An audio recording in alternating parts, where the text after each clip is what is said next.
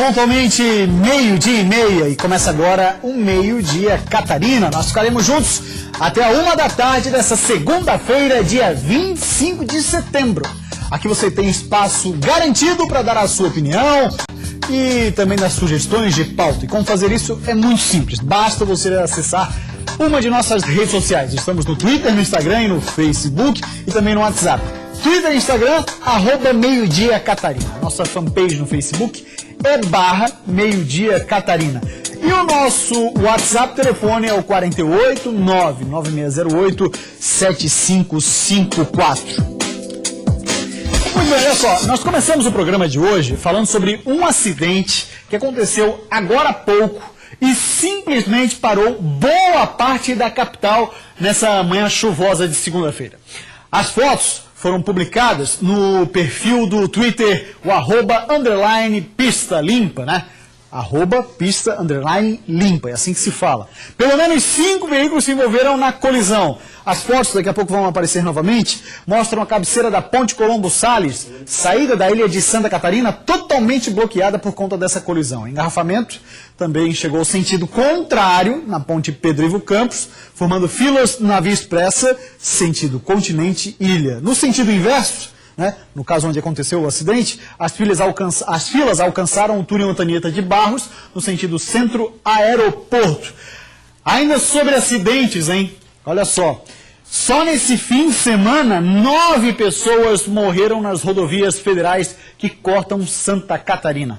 A maioria dos acidentes foram registrados na BR-282 e na BR-470. Ainda há pouco eu estava dando uma passadinha no texto e tal, né? Aí o Mu disse assim: quantas pessoas morreram? 9. 9 pessoas, viu, Mu? E um detalhe importante para a gente falar: essas mortes elas são registradas só no momento em que há a morte na hora do acidente, pois muitas vítimas ainda são encaminhadas ao hospital e a Polícia Rodoviária Federal, que é quem nos passa esses dados, ela não contabiliza mais mortes ainda caso o óbito aconteça no hospital, né, das vítimas que para lá são encaminhadas.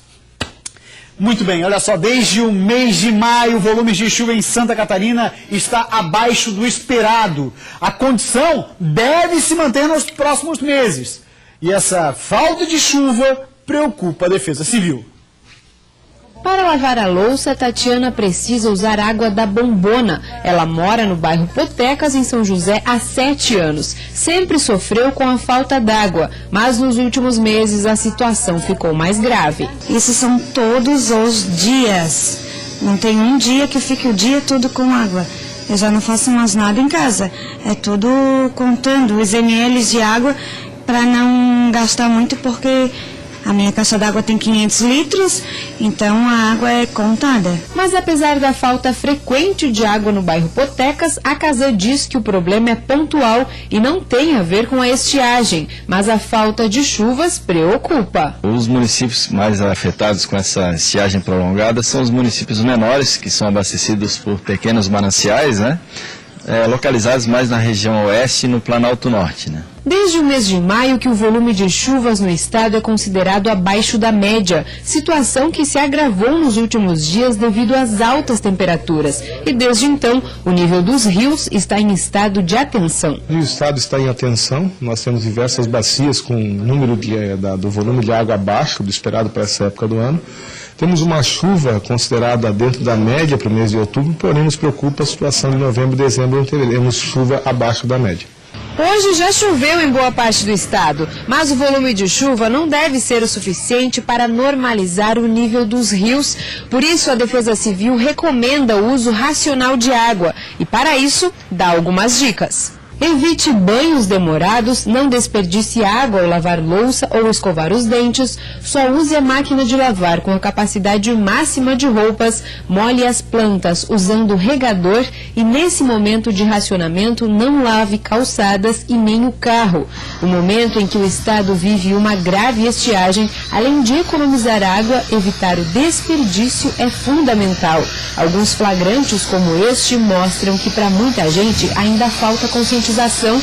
O registro foi feito em Florianópolis neste final de semana. A população, óbvio, é o grande parceiro nesse momento para que possa economizar, fiscalizar também da perda de água e, obviamente, a gente vai acompanhando essa evolução da chuva e vai vendo quais as ações que vão ser tomadas, principalmente, não agora, lá no final do ano, onde pode o problema se agravar. Aquela imagem que a gente mostrou ali, né, onde o cidadão está lavando a calçada e tal, é claro, ele quer manter a sua área limpa e tudo mais, mas nesse momento é pedido da Defesa Civil do Estado de que haja essa conscientização da população no sentido de evitar o desperdício. E aí entra muito o senso de coletividade de cada um, de nós, né? E o brasileiro não tem isso. Não pensa nunca no próximo, pensa sempre em si, nas suas atitudes extremamente egoístas. Por isso que tantos acidentes de trânsito são ocasionados por pessoas embriagadas, porque o cidadão está pensando apenas no bem dele, né? De beber e ficar numa boa e depois vai dirigir e vai para casa. Se eu pegar alguém, está resolvido. Problema do outro. Pois é, mas o granizo andou assustando os moradores de Xanxerê, no oeste do estado, e provocou estragos na zona rural. De acordo com os bombeiros, pelo menos 20 residências registraram danos causados pelas pedras de gelo. A chuva de granizo durou cerca de 15 minutos e atingiu aproximadamente 20 residências da zona rural de Xanxerê. De acordo com o Corpo de Bombeiros, foram utilizados 2.000 metros de lonas para cobrir as casas e móveis. A localidade mais atingida foi a linha São Sebastião, na zona rural do município. A Defesa Civil está contabilizando os prejuízos. Uma pena, hein? Bombeiros voluntários de Caçador atenderam ao chamado de uma mulher que estava em trabalho de parto. A mãe, olha só essa mão, a mãe imaginava estar apenas no 4º mês de gestação. 4º mês de gestação. Foi quando ela teve, eu tenho que botar aqui na bancada do meu lado, foi quando ela teve a surpresa que Vinícius nasceu extremamente saudável. Era a pessoa que estava no 4º mês, hein? Agora mãe e filho passam bem. Depois do susto da última quarta-feira, Jéssica não cansa de olhar admirada para o pequeno Vinícius. Ela entrou em trabalho de parto em casa e, acreditem, em 30 minutos, com a ajuda dos bombeiros voluntários Leonardo e Maiara, já estava com o bebê nos braços. Chegando na residência, a Jéssica, ela estava de pé no quarto dela, já com perda de líquidos, né? A gente orientou ela a deitar na cama. Aonde começou o coroamento, né? Que o coroamento é a aparição da cabeça do neném, né? Dessa forma começou o parto, né? Depois disso a gente fez os procedimentos, que é a limpeza, a aspiração do bebê, né? Fazer o bebê chorar, pedir para a mãe ficar massageando o abdômen para descer a placenta. E levamos os dois para o hospital. E a Jéssica, então, agora já respira aliviada, né? Depois de 5 dias do nascimento do Vinícius. Jéssica, como foi? Você entrou em trabalho de parto muito rápido? Bem rápido. Foi questão de minutinhos. Eu tive uma dor, o meu marido ligou pro bombeiro e cheguei no quarto, eles só chegaram, eu ganhei o neném. Em casa? Em casa. Na cama, no próprio quarto. E já tinha vivido uma experiência como essa? Não, porque das minhas outras meninas eu fiquei horas, 2 dias para ganhar elas no hospital com dor, tudo passando. E foi uma coisa bem rápida, deu aquela dor horrível e ele veio. Como vocês estão? Estamos bem agora, sim. Só vamos fazer os outros exames, tudo certinho e continuar agora. Pela conta da mãe, a gestação estaria no 4º mês. Mas Vinícius nasceu com 3 quilos e 200 gramas. Em Caçador, estes atendimentos ocorrem ao menos uma vez a cada 2 meses. O preparo da equipe é fundamental para realizar um bom trabalho. É a união da equipe. Um auxilia o outro, um ajuda o outro, conversa, todo mundo bem preparado e é bem tranquilo. Para mim foi, acho que até agora, a melhor experiência, porque foi uma novidade para mim, a equipe toda preparada aí e tal, mas a realidade nos surpreende. Esses são os profissionais que a gente não deve cansar de dar os parabéns e agradecê-los, né? Porque sempre estão à nossa disposição. Agora, no caso da mãe, é extremamente má informação. A gente observa ali, uma moradora de uma casa bem simples e tudo mais, mas hoje a quantidade de informação que se tem, basta buscar o posto de saúde, né? Para você ter um atendimento, no mínimo, razoável. Não estou nem falando de ter um bom atendimento, um atendimento razoável. O que foi, não? O bombeiro fez 91. O Corpo de Bombeiros recentemente aqui de Santa Catarina completou 91 anos de história, né? E que belas histórias. Mas nesse caso, né? Voltando ao assunto da mãe, não me interrompe mais não, por favor. É o seguinte, já está bem abusado. É o seguinte, tem que quebrar minha linha de raciocínio. Brincadeira. Não, mas é o seguinte, estou brincando. Buscar o atendimento, seja num posto de saúde, onde você tem pelo menos as informações básicas, né? Porque você imagina, pensou que estava no 4º mês de gestação, já estava no 9º. Exatamente, aí por muito pouco, agora ginecologista também, obstetra, eu não aguento isso, mas não é brincadeira, né, Rogério? Aí é o seguinte, não, é sério, buscar o atendimento adequado, porque por muita sorte o bebê nasceu de uma maneira tranquila, mas se ela imaginava que estava no 4º mês, uma coisa grave poderia acontecer sim. Até um esforço que ela faria, alguma coisa nesse sentido. Aí agora o ginecologista, o obstetra sou eu. E veja a seguir, jogos das semifinais do estadual da 2ª divisão são marcados por vitórias. Tem também o golaço da Chape, hein? O ótimo empate do Leão da Ilha. O Furacão do Estreito, que somou mais 3 pontos e não sofreu gol. E o Tigre, que saiu feliz de Maceió após conseguir uma vitória de virada daquelas. Tudo isso daqui a pouco. Agora 12h41 e a gente volta já.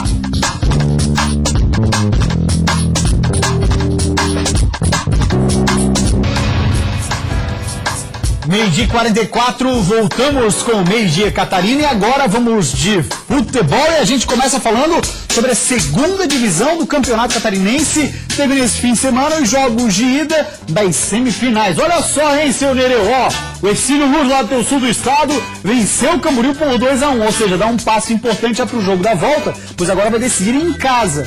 E o Marcílio Dias venceu o Concórdia por 2-1. Pois bem, no próximo fim de semana nós teremos apenas a inversão dos mandos de campo, né? E com isso, tanto o Marcílio Dias como o Ercílio Luz já estão na vantagem, né, Mu?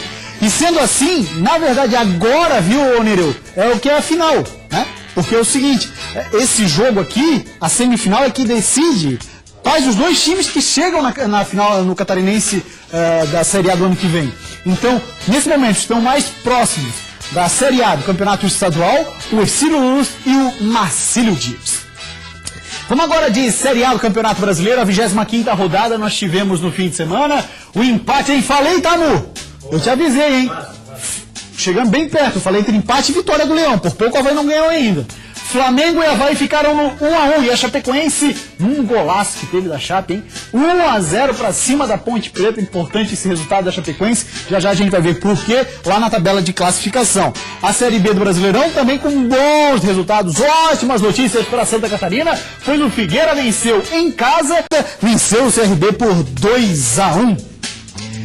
Vamos dar uma olhadinha então como é que foi esse jogo lá na Ilha do Urubu, entre Flamengo e também Avaí. O Leão da Ilha passou um sufoco no começo do jogo, mas aos poucos também entrou na partida. Na Ilha do Urubu, o Flamengo começou com tudo, mas não demorou muito para Pedro Castro responder pelo Leão. E o gol Azurra saiu na sequência e outra vez com Pedro Castro no lance. Ele bateu a falta e a bola morreu no fundo da rede. 1-0 Avaí. E os flamenguistas buscaram empate de todas as formas. Até que Rodney arriscou de longa distância com esse canhonaço e fez o gol de empate. Fim de jogo. Flamengo 1, Avaí também 1. Golaço do Flamengo, já a gente vê a tabela de classificação. Vamos ver antes a Chapecoense, então, que também com um golaço, e que golaço, venceu mais uma no Brasileirão. Foram os visitantes que começaram assustando nesta cobrança de falta de Danilo Barcelos. A Chapecoense respondeu com Reinaldo, a bola desviou em Marlon e passou raspando a trave. Foi neste lance que Lucas Marques abriu o placar para o Verdão, um golaço de fora da área. No segundo tempo, o Wellington Paulista recebeu na entrada da área, deixou o Luan Pérez para trás, mas o goleiro da Ponte fez uma boa defesa. Penídia passou pela zaga adversária e João Pedro afastou o perigo. Já nos acréscimos, a Ponte Preta chegou de novo com Danilo Barcelos, mas Jandrei defendeu com tranquilidade. Após 2 meses e 8 dias sem vencer aqui na Arena Condá, o sentimento do torcedor verde e branco é de alívio, porque a partida terminou em Chapecoense 1, Ponte Preta 0. A gente lutou numa situação e a gente sabia dessa dificuldade, mas graças a Deus a gente conseguiu o nosso objetivo principal, que era os 3 pontos. Golaço do Lucas Marques, hein? Já pode voltar de novo, e eu vou explicar uma coisa, por que eu quero ver tanto esse gol do Lucas Marques. Dá pra gente colocar aí? Vai, pode colocar, pode soltar. Deixa em looping esse negócio aí pelo seguinte, Vilmo, porque daí a gente, assistindo a grande imprensa do país, a grande no sentido nacional, né? O pessoal fala, golaço do Palmeiras contra o Fluminense, golaço do Flamengo contra o Avaí, golaço da Chapecoense, um belo gol. É um golaço, não. Então eu vou fazer o jus aqui, é um golaço sim. O goleiro estava um pouco adiantado, mas nem que ele jogasse a luva, foi o que ele tentou fazer, quase, jogasse a luva e ia chegar nessa bola. Um golaço da Chapecoense, então fica agora sim, de fato, registrado que esse é um belo gol. Mas claro, né? Aí é Flamengo, é Palmeiras, né? A história é diferente, né? Aí Chapecoense, é um belo gol. Não, é um golaço, né? Fica registrado aí. Vamos dar uma olhadinha na classificação da Série A do Brasileirão. Olha só que importante essa vitória da Chape. Subiu 5 posições na tabela. O Avaí perdeu uma, apesar do empate. Tinha inclusive chances do Avaí de voltar para o Z4. Mas não voltou não, ainda bem. Vamos dar uma olhadinha nos 10 primeiros colocados. A gente abre sempre com o G4, que também hoje é chamado de G6, porque pré-libertadores da vaga para Cruzeiro e Botafogo. Segue o Corinthians na ponta, com 10 pontos. O Grêmio foi passado pelo Santos, que é o segundo. Palmeiras o quarto. Já falei, Cruzeiro e Botafogo. Vem o Flamengo ali, o 7º colocado. Atlético Paranaense, uma bela recuperação no Brasileirão. Chapecoense na 9ª posição, subiu 5 posições nessa rodada. A gente já virou a página, o Atlético Mineiro é o 11º.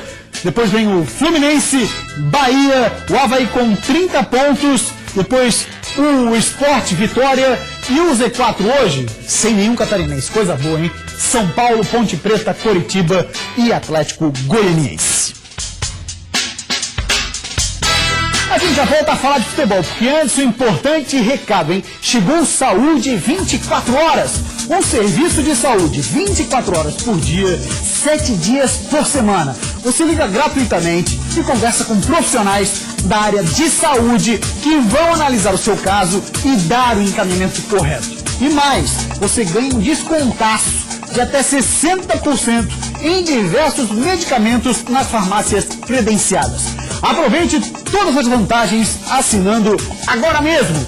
E o objetivo do Saúde 24 Horas não é substituir as consultas, dar diagnósticos e prescrever medicamentos. Ligue agora mesmo para 0800 728 0801.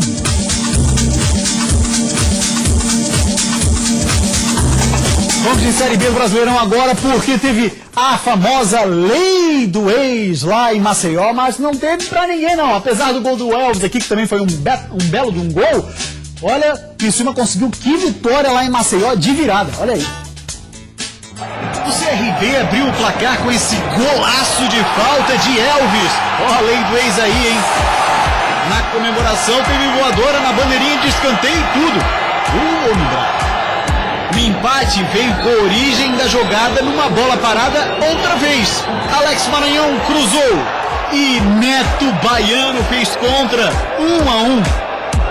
E a virada do Tigre aconteceu depois desse passe fantástico de Lucão para Silvinho, que fuzilou o gol adversário.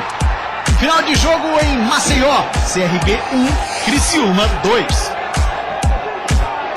Silvinho tem mérito no gol? Tem mérito no gol. Agora, 70, né, Mineirão? 75% do mérito do gol aí do Lucão pelo passe que ele deu. E o próximo jogo que nós teremos do Campeonato Brasileiro da Série B, para Figueirense e Criciúma, adivinha? É o Clássico Catarinense lá no sul do estado, entre Criciúma e Figueira, amanhã já.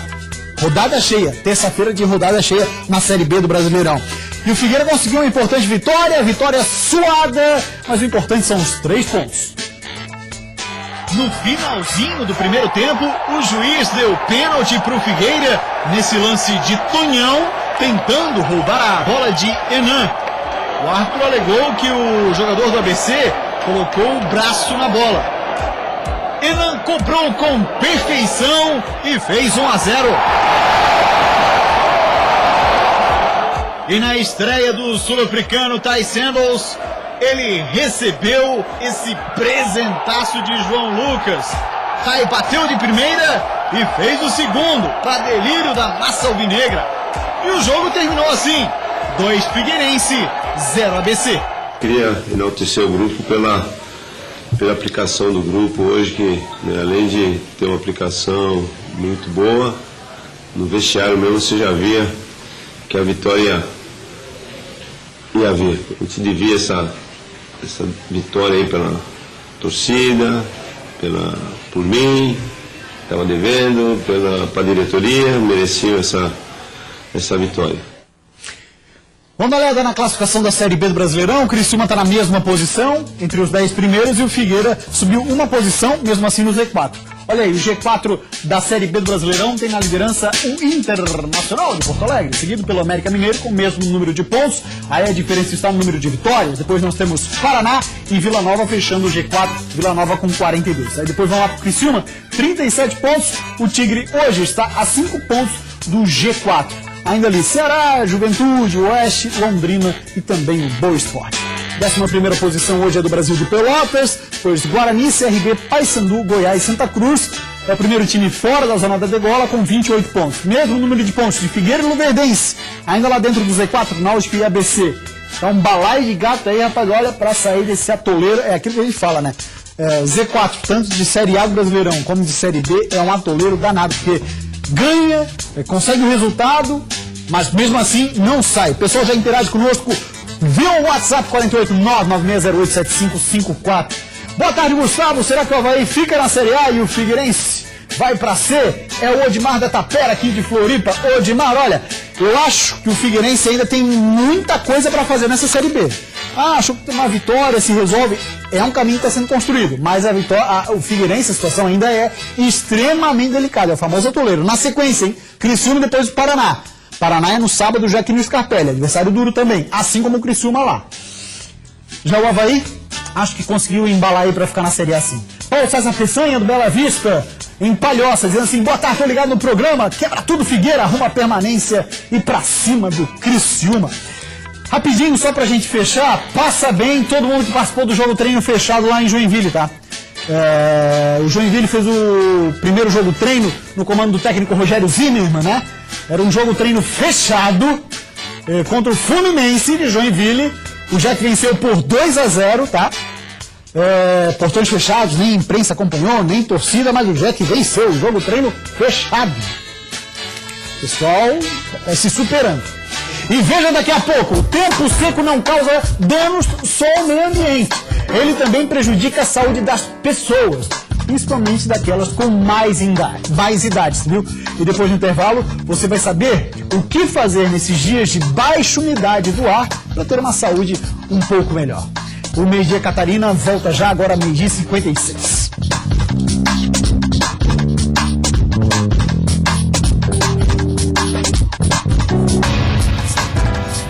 Muito bem, olha só, no início do jornal a gente falou sobre a estiagem aqui em Santa Catarina. E o tempo seco também prejudica a saúde das pessoas, principalmente daquelas com mais idade.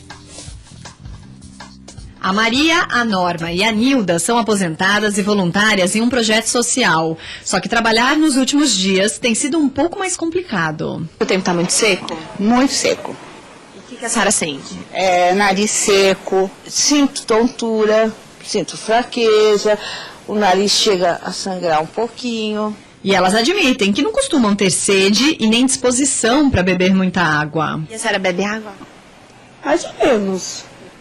O problema de beber muita água, sabe qual é? Ir no banheiro toda hora. Os idosos, assim como as crianças, normalmente já sofrem mais com as variações do tempo porque o organismo tem menos defesas. Mas além de todos os problemas respiratórios, quem já passou dos 60, 70 anos de idade tem maior risco de desidratação. Eles têm uma água corporal total menor em relação ao jovem, né? Proporcionalmente, ele vai ter uns 40% de água no corpo. Ele tem um aumento da gordura. E o jovem ele vai ter uns 60%.